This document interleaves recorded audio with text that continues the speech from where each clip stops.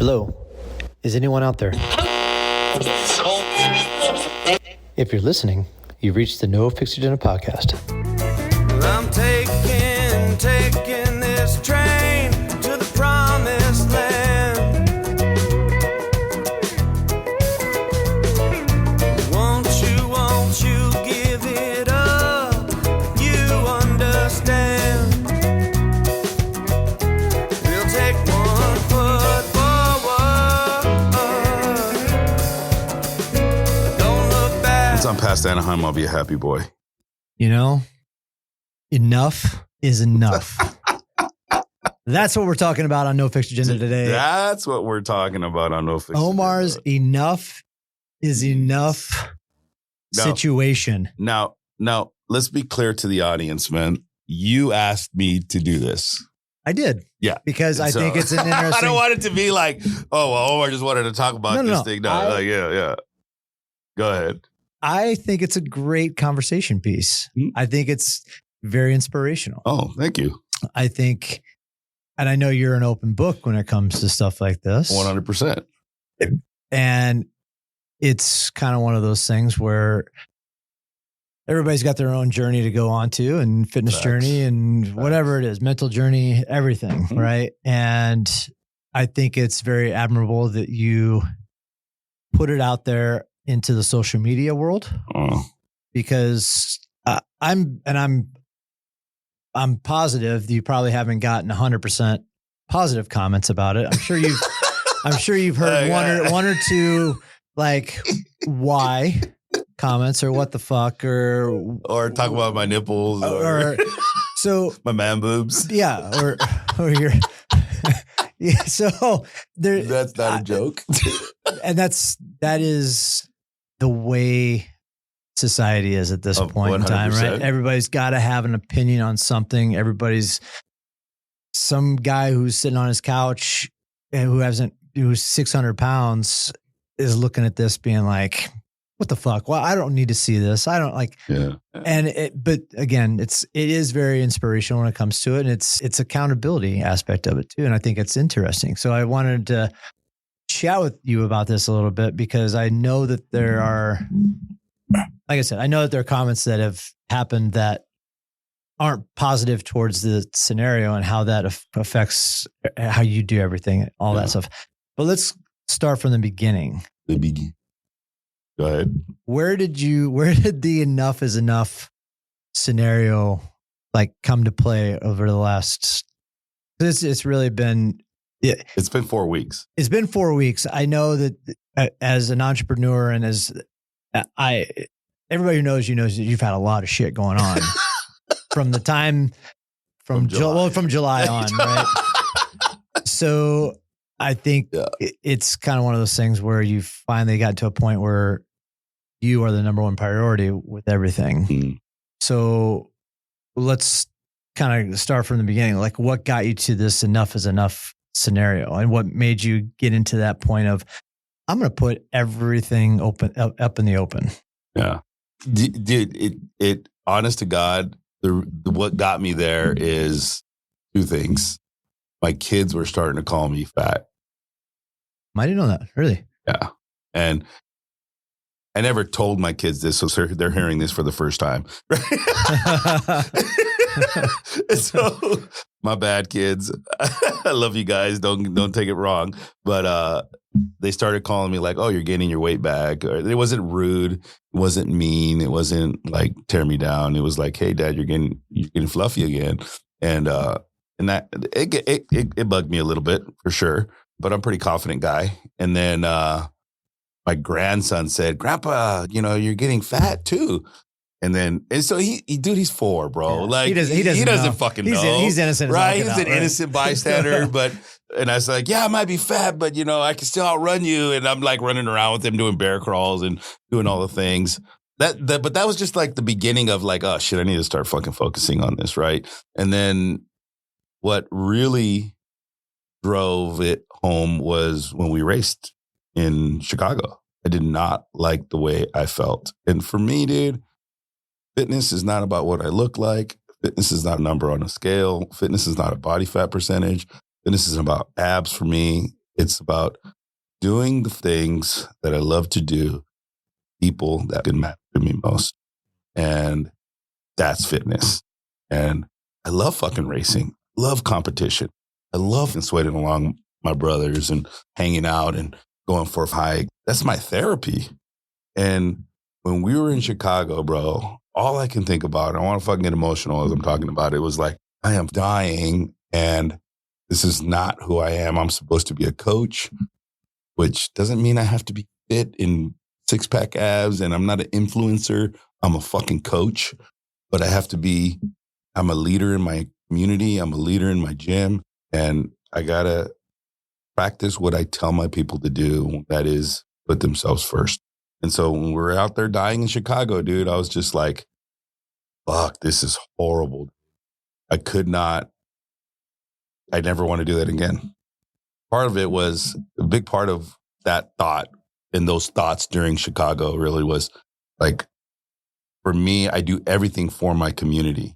Everything that I do, eat, sleep, shit, breathe, everything is for my family and my community. And that is the legacy that I leave behind. And so I felt like I let you down. And I said that to you. I'm like, my bad, dude. And I made a post about it. And I'm like, dude, and you said you didn't let me down. You fucking left it all on the course. And that's all that you give a shit about. And that, I felt that. But the reality is, if I let you down, one of my closest friends, I'm letting a lot of other people down, my family, my grandson, my wife, my kids, and not because I'm gaining weight, but because my focus is not me.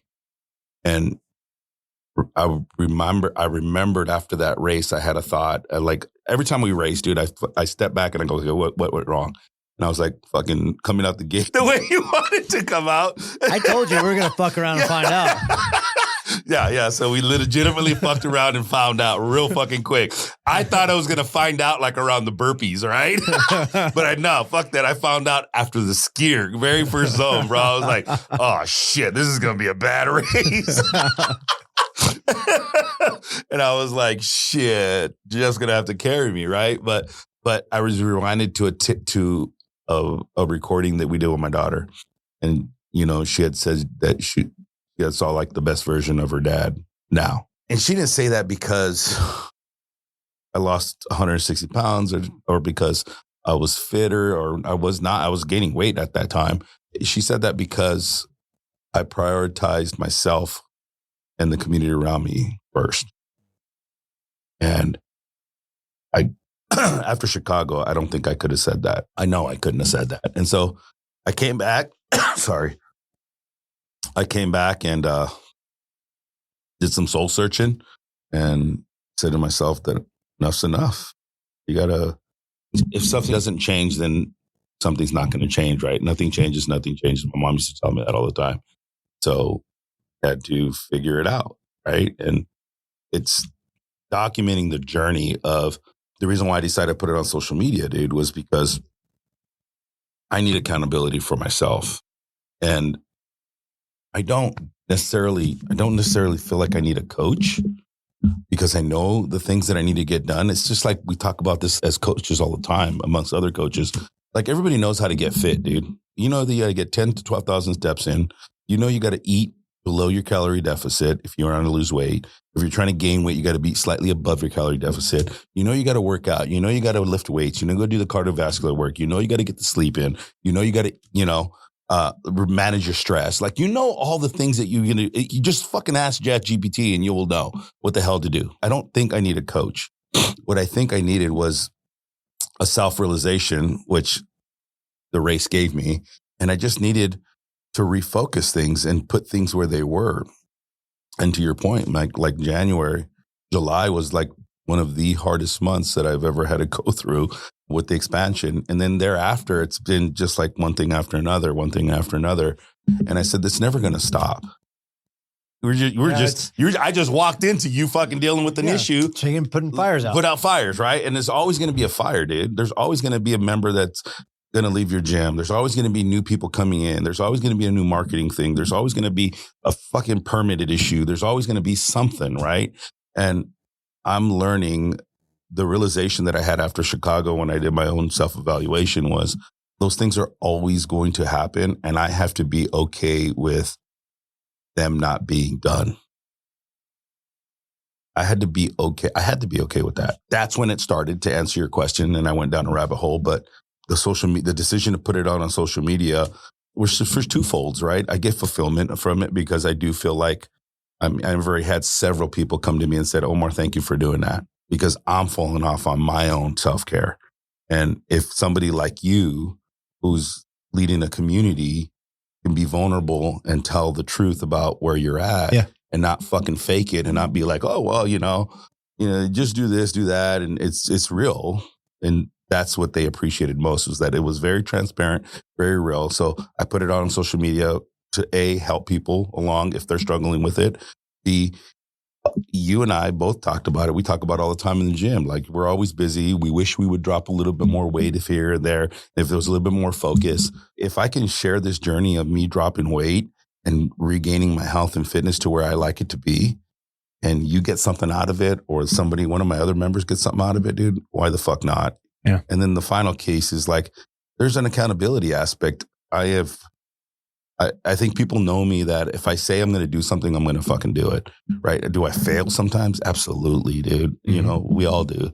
But if it's something serious, I signed up for Chicago, or we're going to go do something in Switzerland, or we're going to, whatever. It's like, once I say I'm going to do it, I'm going to do it. And so the act of saying that I'm going to do it out there is now the kind of accountability piece to me, not to the people that I'm trying to help. Yeah. And that was the main reason why I went out on social media. And I made it clear. And there was an immediate boundary set when I did it. I'm not there. I don't want people to ask me like, hey, can I join you on this journey? Absolutely. You totally can, but you're on your own. I don't have any more bandwidth to give anybody right now, right? I got a handful of clients that I can see. I'm running my business. I'm finding my lane in my business. And that is a full-time job right now. Yeah. On top of this, right? Finding time to do podcasting, finding time to take care of myself, doing the runs, doing all that other stuff, right? And learning what it looks like. Like, it's crazy how much I'm learning right now. I know the things that I need to do to get my health and fitness back into shape, but no, I did not know how to do that as an entrepreneur. I felt like I needed everything to be like, well, Monday I'm going to do upper body. This, you know what I mean? It was like, It's like, fuck no, dude. You've seen me ever since, right? It's like people come in. It's like, fuck, dude, we got to do a 3:00 workout or a 2:30 workout because I got somebody fucking walking in at 4:00, dude. And I'm like sweaty and I'm like, there's a gap here. Do it there. I got a 20, 15 minute gap there, right? It's like, that's what this new focused me of, like, there is no exception to the rule. Yes, I'm okay with moving my body because that's always been therapy for me, but I'm moving my body with intention now. I'm moving my body with the plan. There's no other prioritization of like the business. It's like telling people no. That's like so fucking hard for me, dude. Like, I just got a call. Can I do a session on Christmas Day? And I'm like, no, bro. Whoa. No, I cannot do a session on Seriously? Christmas Day. Yeah, dead serious. Right. And I'm like, Come on now. no, I can't do Christmas Day session. Well, it's because, and people have their reasons, right? Yeah. And so I have to, part of me being this leader in my community is putting things into place, and enough's about that, about the journey of learning how to take care of self in this new stage of my life as an entrepreneur, as a husband, as a grandfather, and as a father, right? And as a podcaster, it's like finding the time to do all that stuff, which has been very challenging the last like the first week was, okay, cool. I got some fucking momentum and gun, like ready to go, right? One of the hardest parts with it, and this is the thing about putting it on social media, is you do a weigh-in every single week. You take your shirt off, show those nice little titties of yours. First of all, they're big titties. And we'll get into those in a little bit. Yeah. So talk about like one of the hardest parts of this thing for you. Like I know having to do the weigh-ins. You're not a big weigh-in person, like, so that's a hard thing for you. Like, what other struggles have you seen so far in the short term of this journey? So part of the weigh-in is a big piece, right? Taking my shirt off on social media, the comments, right? And so that is huge, man. It's people just want to see your legs. Dude, I went viral on TikTok for my thunder thighs, they bro. They just want to see those ham hocks, man. That's oh man, dude! I think you just gave me the idea of my OnlyFans.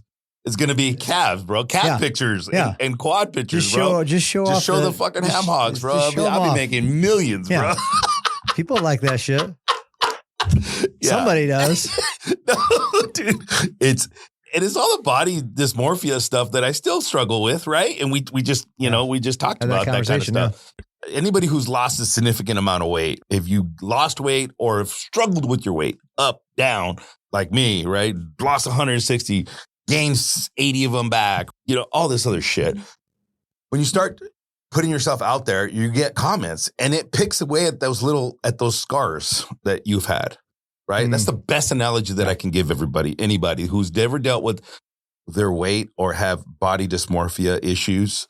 Whenever somebody makes a negative comment on the way you look, it could be you're tired. Like, that doesn't bother me. It could be like, what the fuck are you wearing? Like, that shit doesn't bother me. Yeah. But when it talks about my weight or the way my body looks, then they're scratching at that. And I think that's kind of a common thing. I think a lot of people do that. Like, absolutely. I feel that same way. Like, it's kind of one of those things, like, you work so hard for a certain mental and physical aspect of it. And one person on social media or one person on, in your community says something and it's just like, oh shit. Yeah. You're like, I'll take a compliment, but you're talking about my nipples. Like, like, I'm not joking. I got to call like, dude, you're making me self-conscious. Like, what? He goes, why are your nipples so small? I'm like, really, bro? Hey, man, I got small nipples too. It's fine. Let's just, first of all, we're going to time out. Guys should not have large nipples. Well, whoa. There is no we point. Can't reverse body shape. No. What I'm saying is the size of a guy's nipples shouldn't really matter. Like, guys, there's no purpose of a man's nipples anyway. There's no purpose. So if somebody's got small nipples, you and I, it's fine. Dude, I think we should get OTH tattoos and in the back say small nipple community or some shit like that. Something. Maybe that's the next race shirt. Maybe. So that's funny to me. Like, but that was the other thing too. On social media, there was a couple of videos that popped up. You saw guys with like giant areolas, and you're just like, "Wow, look at those pepperonis." Anyway, that's what he said, dude. I know. The comment, it was just like he goes, "I got pepperoni-sized nipples compared to yours, bro," and I'm like, dude. So for anybody who's small nipple shaming, fuck off. Dude, I was fucking dead. Okay, but I digress. Back to your story. Yeah. The other thing was, it's like the constant bombardment of suggestions, right? And it has to do with the body dysmorphia again, right? Oh, your man boobs. And I'm like... you told me one of these stories. Somebody was telling you not to eat so-and-so and so-and-so. Hormone-grown food or hormonal fucking chicken. I don't know what the fuck, like GMO stuff. I'm like, I do have a certification in nutritional coaching.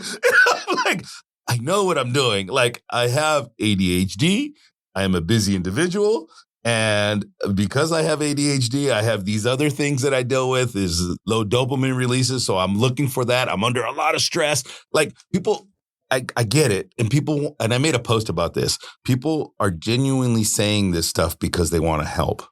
But when they say it, there's things that sometimes it doesn't come off. It doesn't come off correctly. It doesn't translate well. It doesn't translate right? well. It's like a text message. A lot of that stuff, people want to support you. Whether it's community members or not, they want to support you. But when text messages or social media messages come across, like, they can be deciphered Oh, in dude. a number of different ways. And you're Like- just like, wow, fuck off. Hey, Like, dude, it was like, thank you for saying that. your man boobs. If you get you wouldn't have man boobs if you eat non-GMO foods. And I'm like, no, I have man boobs because I used to be 400 plus pounds. I lost 160 pounds and I gained 80 of them back. And because I'm overeating, like that's why I have man boobs. Like it couldn't be anything else. It had to be the GMOs or the seed oils or whatever, right? And I'm like, no, this is why I have man boobs, right? And the other one was like, you know, I thought I saw a story of you drinking, and I'm like, you know, so you shouldn't tell people that you're a recovering addict. And that one pissed me off, bro. That one pissed me off. I was like, that offended me. Yeah, I was like, whoa, like that's rough. I'm like, I haven't shot any dope in my arm, and I haven't started anything up my nose, so I think I'm still in recovery. Oh yeah, that was what boy, you're not in recovery anymore. You've because you had a drink, right? Right. And I'm like, first of all, alcohol wasn't my drug of choice. Yeah. Second of all, but all that to say is like when you put things out there on social media, social media is it's so full of shit, dude. I mean, that's the fucking honest to God truth, dude. Yeah. And there's so much out there in the fitness community, and there's some that is bullshit. Yeah. Like, you don't need a supplement. You don't need this. Like, that's the biggest thing as a coach that sees clients on a regular basis. The biggest thing that I have to disprove to my client base that are in the gym. Like, you don't need anything special. Like, I'm not doing anything special other than ordering fucking food from a meal prep service that gives me my macros, prioritizing my sleep, prioritizing my hydration, trying to manage my stress by having some quiet quality time with myself, and making sure that I get my steps in or my cardiovascular workouts that I need to have to perform the way I want to perform in the sport that I like to perform in. Yeah. Like, that is it. That is like 6 fucking simple things that don't require a whole lot of anything, right? Do I take supplements? Absolutely, because I need them. Supplements are designed to supplement where you're not getting it in your nutrition, right? Mm-hmm. I'm ordering from a meal prep company. Therefore, I minimize the amount of control that I put in my food. So if I am underhydrated, and I'll take an electrolyte supplement, right? If I don't get enough fats in my diet because I am trying to manage the amount of fats, I'm taking an MCT, right? I struggle with being on a calorie deficit. I struggle with hitting my protein goal. So I supplement that with the protein powder, right? And so it's like all these things that I'm bringing up are not earth shattering things. Yeah. And it's not fucking sexy. And so people, when I put it out there, people are like, well, cut off the GMOs. I mean, what the fuck is a GMO? You know what you need? Yeah. You need essential oils. The woosah, baby. Maybe you just need some essential oils. Maybe that's what you're missing. You know? It's like, the seventh thing was like managing mobility, right? I mean, God knows you need mobility just as much as I do, right? Maybe, you know, we can do a yoga session one day, but I don't know.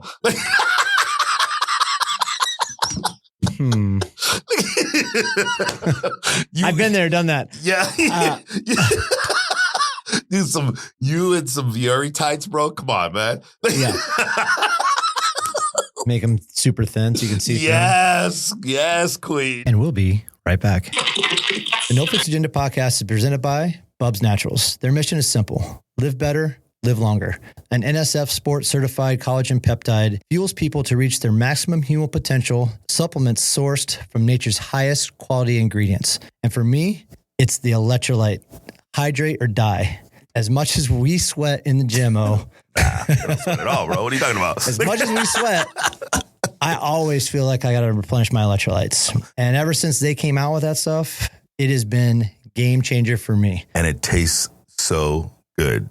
It's like, smooth, isn't it? It's smooth, dude. It tastes so good compared to some other electrolyte products that I've tried in the past. Bubs, the lemon flavor is my go-to. On top of that, their collagen is probably some of the best out there. Dude. Unbelievable. I've noticed, not that I'm growing my hair back, but my nails have gotten stronger. Yeah. And my poops Yeah. have gotten better. Yeah. Yeah. I that's my protein. That's my pro stack in the morning is their vitamin C, collagen peptides, and only because of my joints. For me, it's my joints things. You know, I got an ankle thing, I got a hip thing, and it helps. It's like putting a lubricant to my joints, and I do it every morning in my coffee, and I swear by it. And it's probably one of the things that has allowed me to continue to squat and deadlift the way I like to.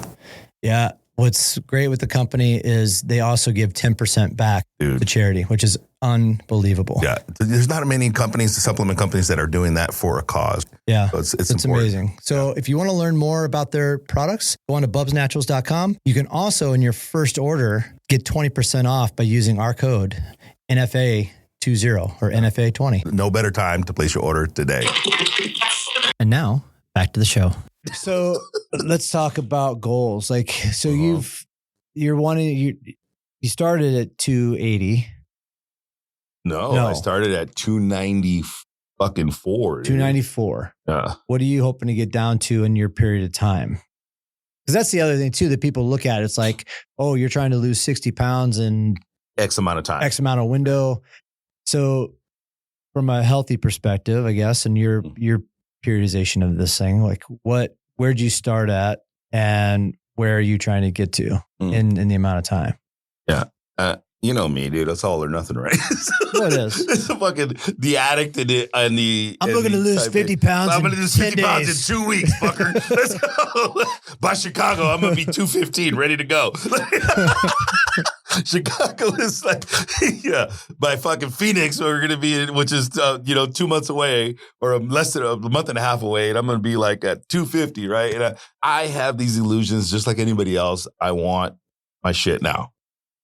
I want the result now. We all do, Everybody right? does, yeah. And that's why companies, supplement companies and other things, I'm bashing on supplement companies and I shouldn't be, but that's why influencers, let's just go with that. Influencers sell what they sell online because everybody wants that edge, that get fit quick pill, right? And so ideally from a periodization perspective, I'm losing 1 to 2 pounds a week, maybe 3 if I'm lucky. Last week I lost 4.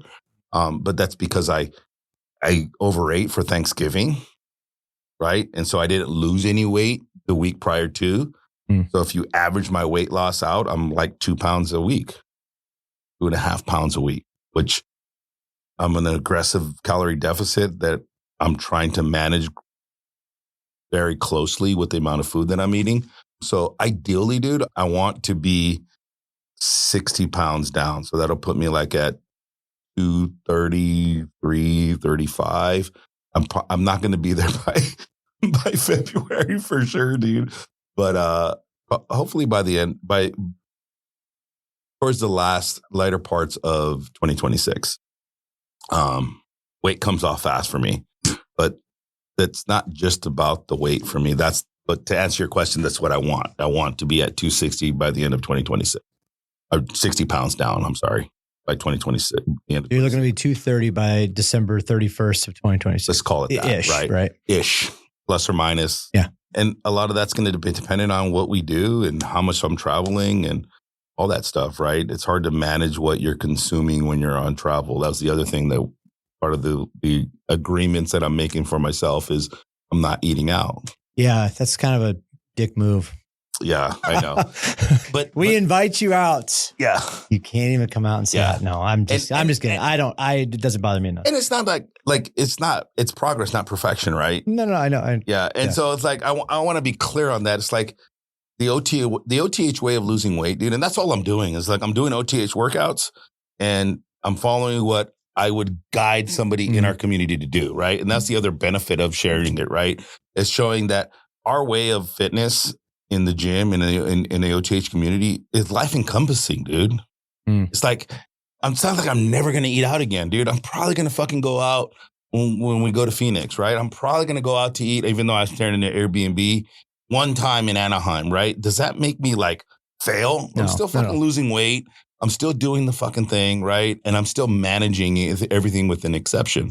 And so I think by saying that I want to be down 60 pounds by the end of 2026, I think I'll definitely hit it beforehand.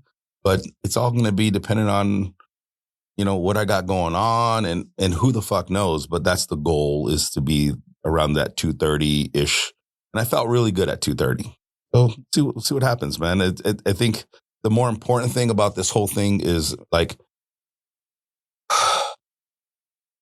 sending the right message out to the people that are following me along and that are trying to do their own things. That it doesn't, you don't need a whole lot, man. You don't fucking need a whole lot. No, and I will say, and just to finish it off, is I think it's very admirable, right, and inspirational for you to go through this and share it on social media, because as we've said already, social media is a fucking rough place. Yeah. And people are relentless on their keyboards. And I think it says a lot about who you are to put it out there and to, show that, hey, this is the way I'm showing accountability. This is the way that I need to show my community, the leader that I am, so on and so forth. I think it's, again, I truly respect the fact that you're doing it. I know it would be totally hard for me to do something like that and down and do the weigh-ins and stuff. And I'm serious. Like I just wouldn't want to do that stuff. And it's kind of one of those things. I truly respect it, and it's admirable. And I know that your community appreciates you doing it. And again, I'll say it that I don't feel like there was any letdown in Chicago whatsoever. I know that. I know you know that. I think if Chicago was there to give you that launching pad, that's what it was meant for. Yeah. And both you and I kind of, realize what improvements we need to make individually and as a team or whatever. Tell people what the hell the plan was for Chicago, bro. I mean, listen, before we go in there, it was very strategic. This was a Jeff plan, okay, you guys? Tell the people what the plan was in Chicago. I was trying to mathematically look at things too. There was no mathematics involved. I was trying to mathematically look at it. Bro. I was like, listen, if we get to a certain time, 120. No, that's not what you said. You wanted 116. I did. Why? And tell people why. I wanted 116 to beat Bliss's ass. I wanted to prove that I was better than her. Love you, Bliss. Fuck. So I said 116. Then I was like, well, 120 will actually would have podiumed us in Boston or wherever, Atlanta. And I was like, well, we could do 120.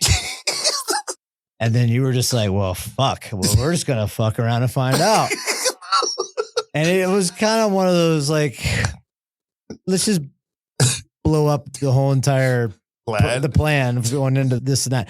I actually think we stayed on plan pretty much when it came to the workout zones. Yeah, sure. I thought that was fine. Yeah, in our zones we were solid. I think what what slowed us down was the fact that we had to walk through the rock zone for the recovery aspect of it. Yeah, the runs were a little bit slower. Yeah, obviously that's what you and I our biggest downfall. But when it comes to the zones, like we got in and got out a lot faster than some of those other teams. Yeah, a lot of younger teams. Yeah. Younger teams. Younger teams, for sure. We were beating the shit out of those 30-year-olds. It was awesome. They were fucking smoking us on the run. But they lapped us on the run. So to go back to that, I think if Chicago was there to start you on this journey, so be it. I think there was this I think it brought up this understanding of, hey, I can't continue to do what I've been doing or what I've been lacking or not doing. I need to start doing it again. Right. So I know that it'll be a better turnout when we get to Phoenix here in 6 weeks or 8 weeks, whatever it is. Right. I truly believe that. But if Chicago was there for that purpose, it's fine. I think it gave us an opportunity just to honestly, I say again, fuck around and find out. And I actually had fun doing it that way. One of us had fun. Yeah. It was horrible. Now granted, me pulling you around the whole entire stadium You're was dragging so my tough, ass around but- the fucking course. But yeah, and like, dude, and so I want to say, like, yeah, the plan was to fuck around and find out and come out the gate as hot as we possibly could and see how long we could last. But I know we repeated this already, so I don't want to repeat it again. But there was no letdown on your behalf, which I fucking firmly believe. And I want to be clear: the letdown was within me. It wasn't. It didn't come from Jeff. It came from within me. And then, more importantly, I'm doing a tribute race on top of what my kids and my grandsons said to. On top of being the leader of the, top of me feeling like I let you down in the race. That was my own, and I still put it on myself because I need that. I need that to keep going. I didn't want to let Courtney down. And this tribute race for Courtney is very meaningful. And I'm going to put it out there. We want to hit a 127. There's a reason why I want to hit a 127. I'll share it later on. But that number is so significant that I feel like pulled to do the things that I need to do. And it's kept me super accountable to my food, to telling my friends no to go out to eat and do all that stuff. But Courtney's lost her mom. She lost her dog unexpectedly, both of them unexpectedly in the same year. And she's like, I don't know if I want to do high rocks again. And I said, I'm going to let her down too. I don't want that to be the case. So I fucking put it into high gear to put the enough of us together and write those things down of the things that I want to do for myself. Not so that I can not let Courtney down, but so that I can be the best version of myself when we do that tribute. And Courtney said the same thing you did. Omar, you're not going to let me down. Like, just the fact that you're going to be doing this with me as a tribute to my mom, who I lost 6 months ago, is more than enough, right? And then I said, I wouldn't be able to look at myself in the fucking mirror if I didn't do the fucking work, the reps and the sets to be that best version to show up for myself in Anaheim. And I think her and I have worked a lot in doing the things that we're doing to try to get that 127. And I got emotional, and I'm telling the story about Courtney and the 127 because I ran the turkey burner. And ideally, when I run the turkey burner, it's very close to my high rocks time. And so for those of you guys that don't know, the turkey burner is like, what, 3 weeks away from, right? Yeah, it's 3 weeks out. It's 3 weeks from, yeah. So from we just did it. Yeah. Yeah. So we just did it. And I'm pushing in the turkey burner. And if for those of you that have not done the ERS turkey burner, then you're fucking up. You need to go do it. It's amazing. The community's amazing. But there's this fucking hill. It's called Big Bertha. And she's a real bitch. Oh, yeah. It's like a mile long grade. Like it's horrible. Upwards of 30%. Yeah. And it's like this gain is horrible. And then after you get up her, if you're doing a 10K, you got a whole other trail that you got to navigate that you're still climbing. Like it's disgusting. But every time I've done that race, dude, it's been very close to my high rocks time 3 weeks later. Every fucking time. You didn't know this. I didn't know. And so I'm coming up Big Bertha. I turn the corner. I come back down and I look at my fucking clock, dude. I'm going to finish this bitch in 127. I start hightailing it, dude. And you saw me. You were on your bike. Yeah. I was following you into the finish line. You were following me into the finish line. And you're like, get it, boy. Get it, big boy. And I just beeline, dude. And I had like a minute from the time that I came down to the thing. Less than a minute. I had like 46 seconds, to be honest. And I just fucking hightailed it. You were on an e-bike and you were trying to fumble to get your camera. Yeah. You were just cruising, man. That's awesome. Yeah. And I'm fucking cruising, dude. And I finished it at 127.58. Oh, nice. Okay. And that's why I was fucking booking ass. And I ran to the corral to the finish line. And I looked at my clock, my watch, and that's when I fucking like lost it a little bit. That I was going to be the best version of myself is going to show up in Anaheim in 2 days. And we're going to honor Courtney's mom. And a part of that is my mom always sacrificing herself and being the best version of herself for us children and for people that she served as she was a drug therapist. I'm just sitting there having a conversation with my mom, dude. I ran through the freaking line and I sat back and everybody's like, where's Omar at? I got fucking beeline to behind your trailer, dude. And I'm just sitting with my medal and looking at my time. And I'm like, I needed this. And yeah. And so I wanted to share that story as part of it because it's a big part of me showing up the best version of myself and everybody that's around me that's giving me this advice and telling me like I should be doing this and doing that. I take it all in. The good, the bad, the ugly, right? I got thick fucking skin. So for those of you that are mean on social media, I really don't give a shit. There's nothing you can say to me that I haven't already said to myself. And for those of you that I'm inspiring, like, I'm glad. Do the things that you do, the 7 things that I'm doing to get my shit back together. And I promise you'll get results. And for those of you that don't know if you're capable of doing this, I can promise you that you are. I can fucking promise you that you are. You can be missing fucking all 4 limbs and you'll find a way to do it. So that's the whole purpose of the Enough is Enough. I hope at the end that all of you guys will see that fitness is not some gimmick. It's not cookie cutter. It's not cookie cutter, and it's unique to everyone. Thanks for sharing, brother.